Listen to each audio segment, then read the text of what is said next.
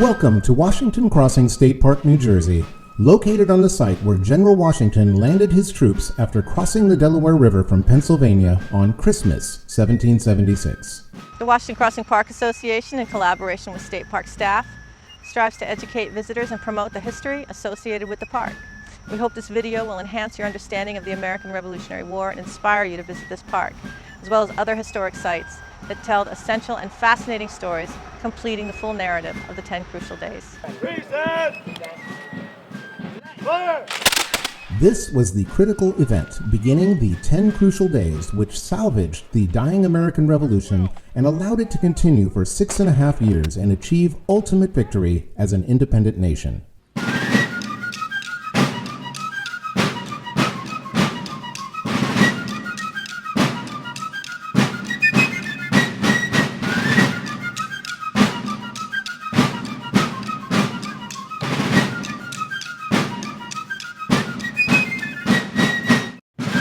In 1776, the site of our park was a large farm owned by Abraham Harvey, who had purchased it from the Johnson family. Harvey leased ferry operations to James Slack, but the name Johnson Ferry remained. Ferries routinely carried farmers and travelers across the Delaware. Opposite the park is McConkey Ferry, part of Washington Crossing Historic Park, where Washington began to cross on the night of December 25th. Why was he fighting in the dead of winter when armies usually rested from battle in winter quarters? December 25th, 1776 was at the height of times that try men's souls. Thomas Paine's words in The American Crisis describe adequately the situation. Washington's army had suffered a series of defeats and a retreat across New Jersey. The retreat ended when Washington's army crossed the Delaware River to Pennsylvania at Trenton, December 8th, just as the British army arrived at Trenton. Washington's badly depleted and poorly clothed and supplied army encamped along 25 to 30 miles across from this park. Washington knew that to save the revolution, he must stop retreating and win a battle against the British to try to force them out of New Jersey. The first objective would be Trenton, about 9 miles south of the Johnson Ferry. This iconic 1851 Emanuel Leutze painting, Washington Crossing the Delaware, shows Continental soldiers crossing the ice-choked river in Leutze's inspirational but not entirely accurate conception of a Durham boat. Durham boats were 45 to 65 feet long, 8 feet wide, double-ended craft designed to carry heavy bulk cargo up and down the Delaware River. Washington had called for the collection of these boats to carry his roughly 2,400 men across the river. Washington specifically mentioned these vessels, saying in his orders for December 1st, 1776, "You are to collect all the additional boats and have them brought to the ferries and secured. You are particularly attend to the Durham boats, which are very proper for this purpose." Washington's order to gather the boats is part of the permanent collection at the Visitor Center Museum in the park. Washington chose to cross at this particular location because the ferry operators supported the revolution. He needed ferries and Durham boats, and so Washington had additional boats brought here from other sites. This Lloyd Garrison painting, commissioned by the Swan Historical Foundation in 2000, shows a more accurate use of both ferry and Durham boats for the crossing. Washington, as advised by Artillery Colonel Henry Knox, was determined to use 18 cannons in his attack on Trenton. The flat, cable-guided ferry boats were essential to carry horses, wagons, and artillery across the river. His determination to cross the cannons became stronger as the weather deteriorated with blowing rain, sleet, and snow. It would be difficult to keep the gunpowder and cartridges for the muskets dry. Artillery was known as the foul-weather weapon because it was easier to keep the powder from getting wet. There were about a dozen African Americans in Colonel John Glover's Marblehead Regiment.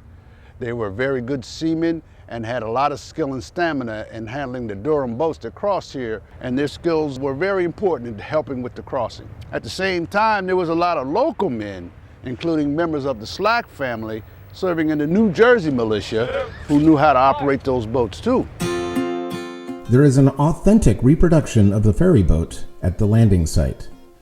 This reproduction helps visitors understand their stability and how horse-drawn artillery and wagons could drive onto and off of this craft.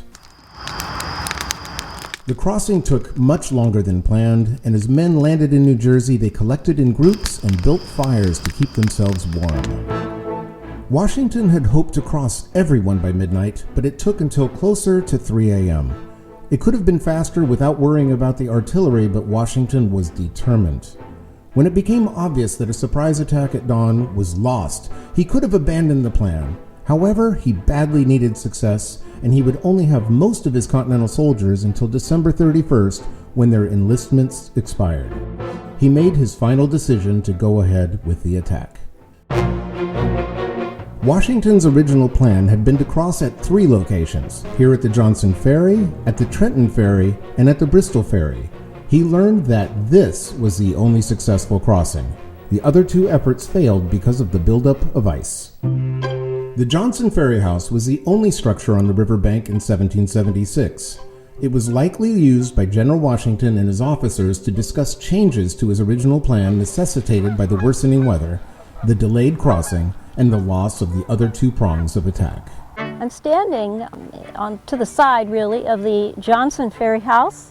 It is the only building still standing on either side of the river that was here on the night of the crossing. The Johnson Ferry House is the only remaining original structure from this historic event. It was built about 1740 as a farmhouse and expanded in the 1760s. It provided ferry travelers with meals, a place to sleep, and food for their animals as needed. Near the Johnson Ferry House is this spring house, built by the Abraham Harvey family in the late 1780s. The spring still runs in the nearby Honeyman Fountain, named for a man who, according to legend, was one of several local residents who assisted Washington as spies. Nearby is the stone barn, which was probably also built by the Harvey family in the late 1780s. At the Johnson Ferry House, just a few hours after midnight, an unknown American officer made the following statement. "We are 3 hours behind the set time. Glover's men have had a hard time to force the boats through the floating ice with the snow drifting in their faces. I have never seen Washington so determined as he is now. He stands on the bank of the river, wrapped in his cloak, superintending the landing of his troops. He is calm and collected, but very determined. The storm is changing to sleet and cuts like a knife. The last cannon is being loaded, and we are ready to mount our horses." Washington himself later wrote that the delay had made me despair of surprising the town, as I well knew we could not reach it before the day was fairly broke. Crossing with the Continentals that night were about 24 New Jersey militiamen who lived in the area that Washington was going to be marching through. They had been assigned in pairs to the Continental brigades as they marched over the unmarked, unlighted, and rough roads. The nor'easter that they were traveling through made it even more important. There is a monument in the park which honors Amos Scudder, who was one of those guides. Once the entire army was across the river, they organized and began the march to Trenton. For the first mile of the march, they were marching uphill with the wind, the snow blowing directly into their faces. It was once thought that Washington's army used this farm lane for the march, but the main army likely used the road that today runs beside the park. The road surfaces in 1776 rutted easily, making footing difficult for the Continentals and horses on the dark, moonless, and stormy night.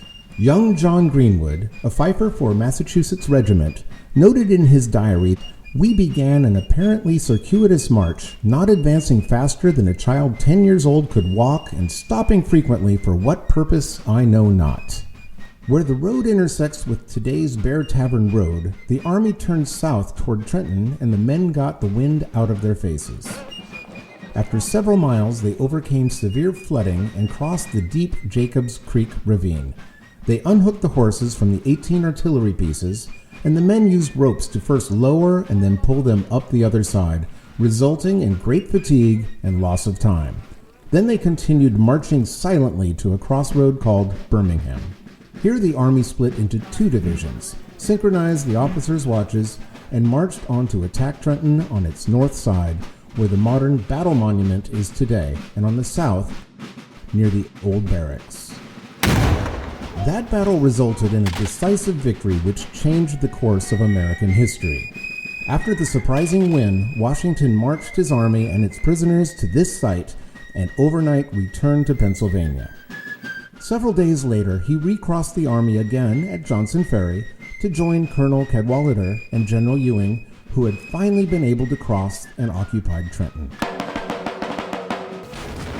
Washington and the Continental Army won 2 more battles against the British at Trenton and Princeton during the 10 Crucial Days campaign. Washington's victories led to the British Army giving up much of New Jersey, as Washington had planned when he set out to cross at this site. In the middle of our park is the Visitor Center Museum. In the museum is housed the Swan Historical Foundation collection, a world-class collection of artifacts from the American Revolution in general and this area in particular.